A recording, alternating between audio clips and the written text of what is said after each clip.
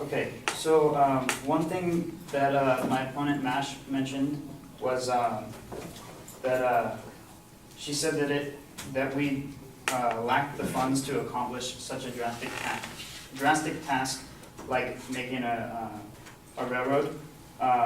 But that's the reason, in fact, that we were proposing asking for the federal government's aid.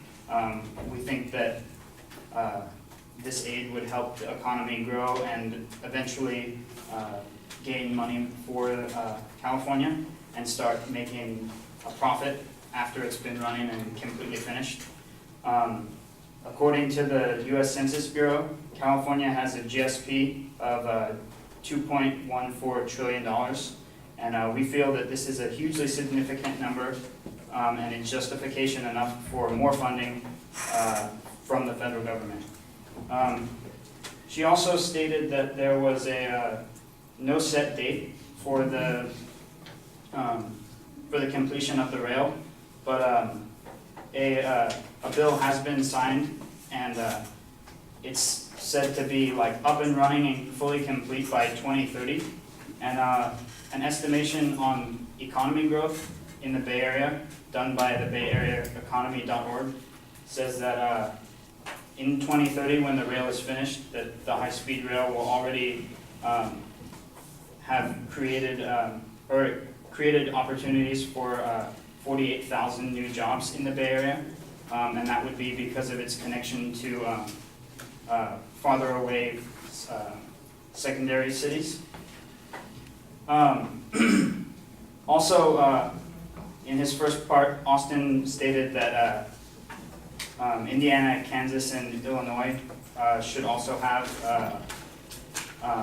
some high-speed rails or infrastructure, some infrastructure updates, and simply because their grades on the infrastructure report card are better. The reason we think that California should receive this funding is because it has a stronger economy than the other states, and a lot more people live in California than they do in Indiana or Louisiana or something like that. It would be more beneficial to build such a rail system in a stronger economy. And also there are other high-speed rail projects going on around the country. California isn't the only one that has one of these projects in the works. There's one along the Gulf Coast, which would go through Texas, Louisiana, and Georgia and Florida. And there's also one connecting cities around Chicago, which would have a similar effect for that area of the country. Also, he says that a ticket from SFO to Los Angeles would be around $60 to $70, but the catch for that one was that you have to book 12 months in advance. There's no evidence that he gave that said like what the price would be on a shorter notice. I don't usually plan my vacations or something like a whole year in advance, so if the price were to go up a lot more, then maybe it would be more beneficial to pay the $80 or so for the train on a shorter notice than plan so far ahead. And also, cities that are not near these major airports would not benefit from this because they have to drive so far to the main airport. They might as well drive the whole way.